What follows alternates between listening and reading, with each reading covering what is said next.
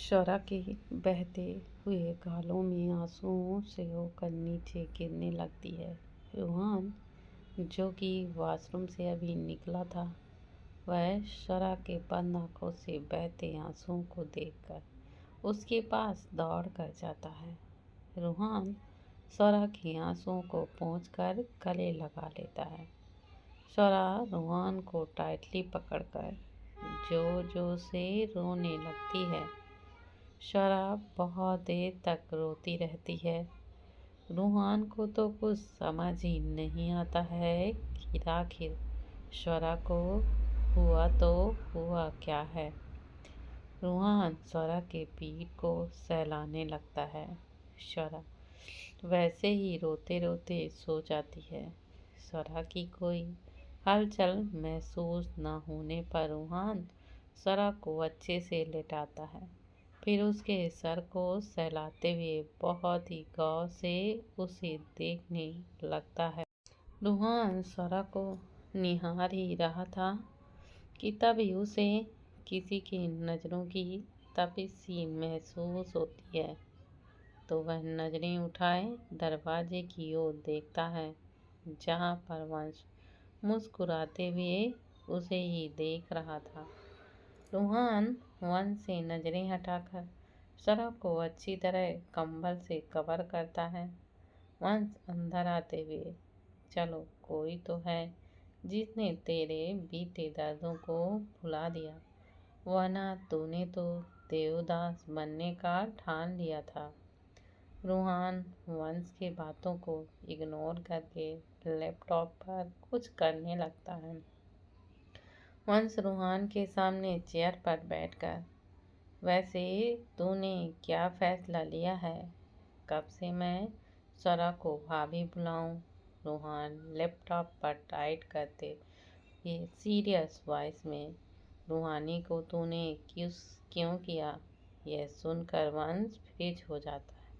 वह अपने मन में, इस लड़की ने तो डायरेक्ट अपने भाई को बोल दिया। रूहान लैपटॉप पर टाइपिंग छोड़कर वंश की ओर चेयर घुमाता है। रूहान वंश को देखकर, देख रूहानी मेरी छोटी बहन है, उसकी सेफ्टी का ध्यान रखना मेरा काम। जिस दिन रूहानी ने ड्रिंक की थी, मैं भी उसके पीछे था। मैंने एक्सेप्ट नहीं किया था कि तू मेरी बहन का ऐसा फ़ायदा उठाएगा। रूहान की ऐसी बातों को तो सुनकर जैसे वंश का दिमाग ही खराब हो गया। वह झटके से चेयर से उठकर कहता है, तू कहना क्या चाहता है? रूहान अपनी जगह से उठकर एक नज़र शौरा को देखता है, फिर वंश का हाथ पकड़कर उसे लेकर जाने लगता है। रूहान वंश को गेस्ट रूम में ले जाकर दरवाज़ा अंदर से बंद कर देता है और वंश को देखकर, मैं यही कहना चाहता हूँ कि तुझे रूहानी को छूना नहीं चाहिए था।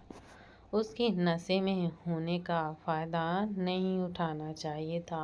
और रूहान इससे आगे कुछ बोलता, वंश जोर से चिल्लाता है, बिल्कुल चुप रूहान, तू समझता क्या है खुद को? मैं कुछ बोल नहीं रहा, इसका मतलब यह नहीं है कि मैं बोल नहीं सकता। दोस्ती की इज्जत करता हूँ, इसलिए इस वक्त हम दोनों बात कर रहे हैं, वरना अब तक तेरे चेहरे से खून बह रहे होते। रूहान भी एकदम सख्ती से कहता है, हाथ मेरे भी हैं वंश, मैं तो उसी वक्त तुम्हारा खून कर देता जब तूने रूहानी को होटल रूम में लेकर जा रहा था। यह सुनते ही वंश रूहान का कॉलर पकड़ लेता है और गुस्से से अपने दांतों को भींचते हुए कहता है, तेरी इतनी गंदी सोच होगी? मैंने तो ये कभी एक्सेप्ट ही नहीं किया था। मैं रूहानी को होटल रूम में लेकर गया था क्योंकि उसने ड्रिंक की थी, और मुझे ये अच्छी तरह से पता है कि सिंघानिया विला में ड्रिंक करके आना मना है। अगर मैं उसे यहाँ लेकर आता तो उसे ज़रूर थप्पड़ पड़ते। और रही बात उसे किस करने की, तो सी अट्रैक्ट मी। मैं सच में उसे किस करने से खुद को रोक नहीं पाया। इसके आगे मैंने कोई हद पार नहीं की है। इतने बोलते ही वन झटके से रूहान का कॉलर छोड़ देता है और रूहान की तरफ पीठ करके खड़ा हो जाता है। रूहान उसे एक्सप्रेशनलेस भाव से देख कर कहता है, तो तू अब भी अपनी फीलिंग को एक्सेप्ट नहीं करेगा? वंश रूहान की तरफ मुड़कर देखता है, फिर हैरानी से कहता है, तूने ये सब मेरी फीलिंग एक्सेप्ट करवाने के लिए बोला है? How can you do this Ruhan? Ruhan हल्का सा मुस्कुराता है और अपने बाल पर हाथ फेरते हुए, because I know you loved her. पर तुझे तेरे मुंह से सुनना था मुझे, लेकिन तूने तो मेरा पूरा प्लान चौपट कर दिया। वंश बिल्कुल चुपचाप होकर रूहान की तरफ पीठ करके खड़ा हो जाता है और थोड़ी देर बाद कहता है, I think you are wrong Ruhan. मैं रूहानी से प्यार नहीं करता। तुझे सिया तो याद है ना, और जो मैंने उसके साथ किया है वो भी तू जानता ही है ना। क्या तू चाहता है कि रूहानी की हालत भी सिया की तरह हो? रूहान आगे बढ़कर वंश के कंधे पर हाथ रखकर कहता है, मुझे पता है तूने सिया के साथ बहुत गलत किया। शायद इसी पछतावे का नतीजा है कि अब तक तूने किसी भी लड़की को नहीं देखा सिवाय रूहानी के। वंश आगे बढ़कर बेड पर बैठ जाता है, फिर अपना सर झुकाए कहता है, नहीं यार, मैं रूहानी से प्यार नहीं करता। तो प्लीज़ रूहानी को मेरे साथ जोड़ने की कोशिश मत कर। वो मुझसे ज़्यादा अच्छा लड़का डिजर्व करती है। मैं उसके लिए कभी सही नहीं हो सकता। उसके लिए क्या, मैं किसी और के लिए सही नहीं हो सकता। रूहान एकटक सर झुकाए वंश को देखते रहता है। दिव्या बेड पर बैठी किसी सोच में गुम थी कि तभी उसे पैरों की आहट सुनाई देती है। आहट सुनते ही दिव्या तुरंत बेड पर लेट जाती है और अपनी आंखें बंद कर लेती है। आदित्य कमरे का दरवाजा खोलता है और अंदर आता है। अंदर आते ही आदित्य की नज़र सीधे दिव्या पर पड़ती है। आदित्य बैग को कबर्ड पर रखकर हाथ का बटन खोलकर स्लीव्स को ऊपर करते हुए वॉशरूम की ओर चला जाता है। दिव्या अपनी एक आँख खोलकर वॉशरूम की ओर देखती है। कुछ ही देर में आदित्य वॉशरूम से बाहर आता है और फिर एक नज़र दिव्या को देखता है, जो कि अपनी पलकें हिला रही थी। यह देखकर आदित्य के होंठों पर मुस्कुराहट आ जाती है। आदित्य धीरे कदमों से दिव्या की ओर जाता है और उसके पास बैठ जाता है। आदित्य धीरे से दिव्या के हाथ पर अपने उंगलियां फेरते हुए कहता है, वाइफी, मैंने तो कहा था ना कि आज जल्दी सोना मत, पर तुम तो इतनी जल्दी सो गई। अब मैं तुम्हें प्यार कैसे करूं? दिव्या के पूरे शरीर पर सिरहंथी दौड़ जाती। दिव्या खुद को कंट्रोल करते हुए अपना नाटक जारी रखती है। आदित्य धीरे धीरे दिव्या की साड़ी निकालने लगता है। दिव्या की तो सांसें ही अटक जाती हैं। वह अपने मन में, ओ गॉड, रोमांटिकपन दिखाने के लिए बोली थी, तो ये तो सोते हुए भी शुरू हो गए। अब मैं क्या करूं? आदित्य दिव्या की साड़ी को निकाल कर फेंक देता है, फिर उसकी ब्लाउज को भी निकाल देता है। दिव्या बस खुद को कंट्रोल किए हुए थी। आदित्य अपने मन में मुस्कुराते हुए, क्या कमाल की नाटक करती हो वाइफी, लेकिन कब तक करोगी? बोलते हुए आदित्य दिव्या के पेटीकोट को निकाल कर फेंक देता है। आदित्य दिव्या के गोरे बदन को ऊपर से नीचे देखने लगता है और झटके से दिव्या का हाथ पकड़कर खींचकर गले लगा लेता है और धीरे से उसके कान में कहता है, वाइफी, तुम्हें मैं परेशान नहीं करना चाहता, लेकिन सोते हुए तुम्हें देखकर मुझे तुम पर बहुत ही प्यार आ रहा है, इसलिए मुझे तुम्हारी नींद खराब करनी पड़ रही है। इतना बोलकर दिव्या की ब्रा को हुक निकाल देता है। दिव्या कसकर आदित्य को गले लगा लेती है। यह महसूस होते ही आदित्य के होंठों पर मुस्कुराहट बढ़ जाती है। आदित्य दिव्या के कान पर चोरी पकड़ी गई वाइफी कहते हुए आदित्य दिव्या के कान को धीरे से चूम लेता है। दिव्या कसकर आंखें बंद कर लेती है। आदित्य दिव्या के पीठ पर अपने हाथ फेरने लगता है। दिव्या के पूरे शरीर पर ठंड की लहर सी उठती है। आदित्य दिव्या के ब्रा के हुक को लगा देता है, फिर उसे खुद से अलग करता है। दिव्या अब भी अपनी आंखों को बंद किए हुए थी। आदित्य अपनी शर्ट को खोलकर दिव्या को पहना देता है। दिव्या आंखें खोलकर आदित्य को देखती है। आदित्य सिर झुकाकर दिव्या के माथे को चूम लेता है और उसकी आंखों में देखकर, डिनर कर लिया तुमने वाइफी? दिव्या ना में सिर हिला देती है। आदित्य दिव्या को गोद में उठाकर कमरे से निकलने वाला होता है कि दिव्या झटपटाते हुए कहती है, छोड़िए छोड़िए मुझे, आप ऐसे कैसे मुझे लेकर जा सकते हैं? नीचे सब क्या सोचेंगे? आदित्य रुककर दिव्या को देखकर, मुझे तुम्हें ऐसे ही देखना है वाइफी।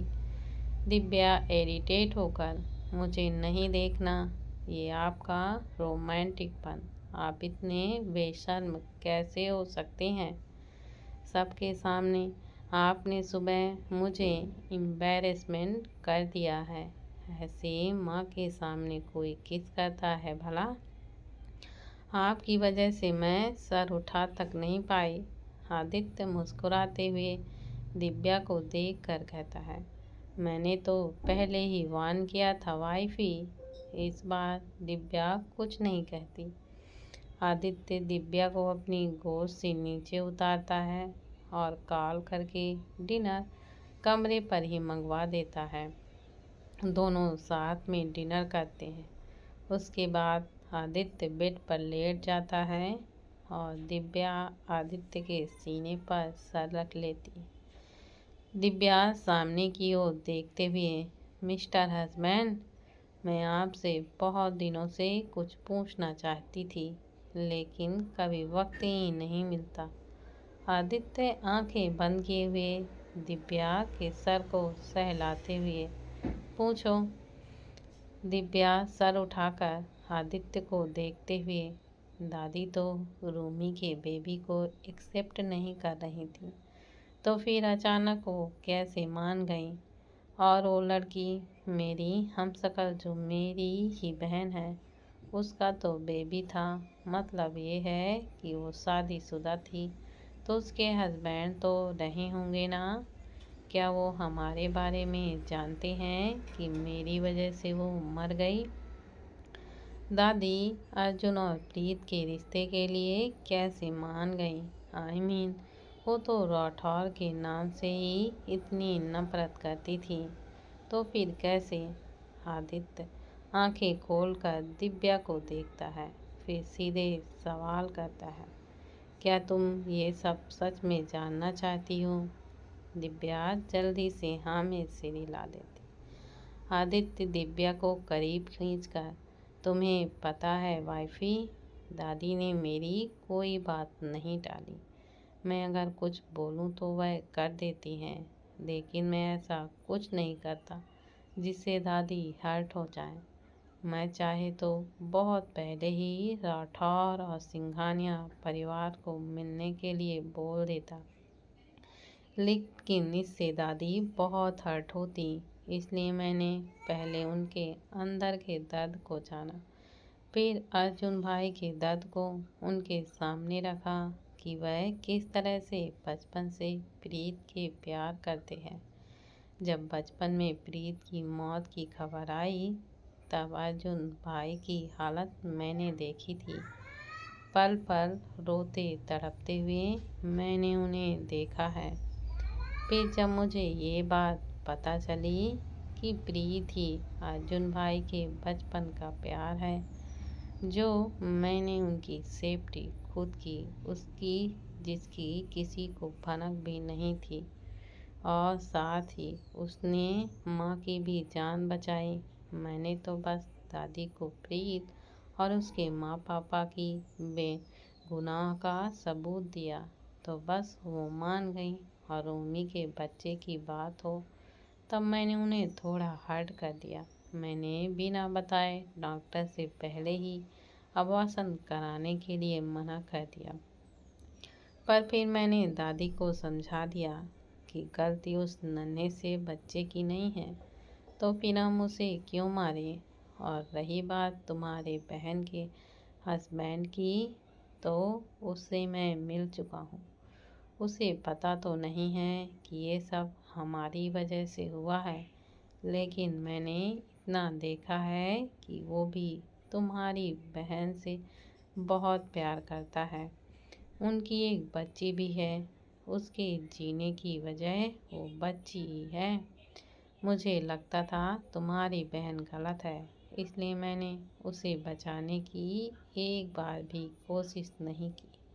अगर मुझे पता होता वो सही है, तो मैं उसे बचाने की हर मुमकिन कोशिश करता। लेकिन जब मैंने जाना वो गलत नहीं है, तब तक बहुत ही देर हो चुकी थी। दिव्या आदित्य के सीने में छुपकर, जब उसके हस्बैंड को ये सब पता चलेगा, तो क्या वो भी मेरी मासी की तरह मुझे मानना चाहेगा। आदित्य दिव्या को कसकर पकड़ते हुए जवाब देता है, मैं तुम्हें कभी कुछ नहीं होने दूंगा वाइफी। दोनों के बीच अब खामोशी सी छा जाती है। दिव्या को इस बात का डर बिल्कुल भी नहीं था कि उसे कोई मार देगा।